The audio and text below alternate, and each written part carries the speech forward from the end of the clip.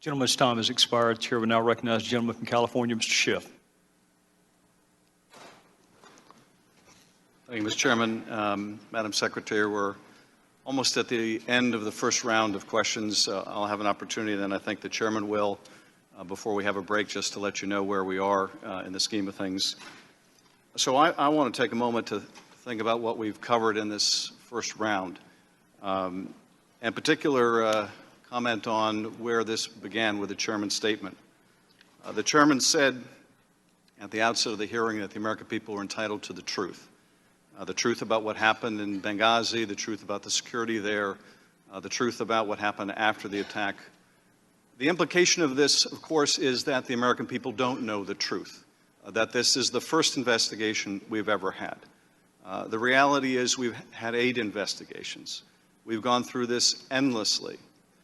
And if you just look at the documentary record, we have the ARB report. We have the report of the Armed Services Committee led by Republican Buck McKean, which debunked the stand-down order allegation. We have the report of the Committee on Government Reform. We have the report of the Senate Homeland Security Committee. We have the report of the House Foreign Affairs Committee. We have the GOP Conference Zone report. We have the report of the Intelligence Committee, on which I serve. Now, bear in mind, these aren't with their accompanying exhibits or the classified stuff, because it would be up through the ceiling if I included them. This is the report of our committee. This is what $4.7 million of taxpayer money buy you. This is what 17 months of investigation have shown. Now, the chairman said, and he's a very good lawyer and a good former prosecutor. We have a lot of former prosecutors here on the panel. He gave you a great recitation of the number of witnesses and the number of documents. There are too many good prosecutors on this panel not to know that when a lawyer describes the metrics of the success of an investigation by the sheer number of people they've talked to or the volume of documents, but says nothing about the substance of what they've learned, that there's a problem. And the reality is that after 17 months, we have nothing new to tell the families. We have nothing new to tell the American people. We have discovered nothing that alters the core conclusions of the 8 investigations that went on before. Now, my colleagues have been saying quite often this week with amazing regularity that this is a fact-centric investigation. Only facts matter. And the FBI found them here in an entirely apolitical and professional way. And I agree. So I'd like to talk about some of the facts which are centric to this investigation, because while the American people are entitled to truth about Benghazi, they're also entitled to truth about our committee. Fact. What gave rise to your appearance here today was many months ago, a group called the Stop Hillary PAC, which aired an offensive ad during the Democratic debate showing the tombstone of Master Stevens, among other things, delivered 264,000 signatures demanding that you appear before us. Fact, it was the next day the majority approached us to have you come before this committee. Fact, after the New York Times issued its story in March, this committee canceled all other hearings except for the hearing with a witness named Clinton. Fact, we abandoned our plans to bring in the Secretary of Defense and the head of the CIA. Fact, we haven't had a single hearing from the Department of Defense with the Department of Defense in 17 months.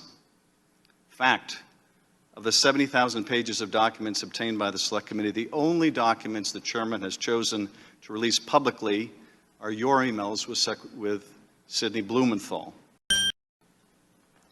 Fact, of the 32 press releases that have been issued since March of this year, 27 of them are about you or the State Department, and 5 are about everything else. Fact, as recently as last week, the chairman issued a 13-page letter which alleges that you risked the lives of people by sending an email that contained the name of a classified CIA source. Fact. The CIA told us there was nothing in that email was classified, nor was the name of that person who's well known to many. The chairman has said that this will be the final definitive report. One thing I think we can tell already, there will be nothing final about this report. Whenever we finish, if ever we finish, the problem we've had as a committee is we don't know what we're looking for. But there won't be a final conclusion. There won't be anything definitive about the work of this committee because unlike the Accountability Review Board that operated in a nonpartisan way, it's unlikely the majority here will even consult with us on what their final report looks like. Those who want to believe the worst will believe the worst. Those that want to believe that this is a partisan exercise will believe it. As I said from the very beginning of this investigation, the only way this committee will add any value to what's gone on before is if we can find a way to work together and reach a common conclusion. But it is plain that is not their object. The chairman might say, ignore the words of our Republican leadership and ignore the words of our Republican members, ignore the words of our own GOP investigator, judge us by our actions, but it is the actions of this committee that are the most damning of all because they have been singularly focused on you. Let me ask you briefly, because I want to expand on just what I think is really the core theory here. I want to give you a chance to respond to it. You know, as a prosecutor, we're taught that every case should have a core theory and all the evidence and the witnesses go back to that core theory. And I've wrestled as I've listened to my colleagues today, as I have over the 17 months, what is the core theory of their case? What are they trying to convey? And I have to say it's confusing. I think the core theory is this, that you deliberately interfered with security in Benghazi and that resulted in people dying. What are you babbling about? I think that is the case they want to make. Personal email was used for government work. And notwithstanding how many investigations we've had that have found absolutely no merit to that, that is the impression they wish to give. Well, I have to say I'm a little confused today because my colleague pointed to an email suggesting that you weren't aware that we had a presence in Benghazi. So if you weren't aware we had a presence, I don't know how you could have interfered with the security there.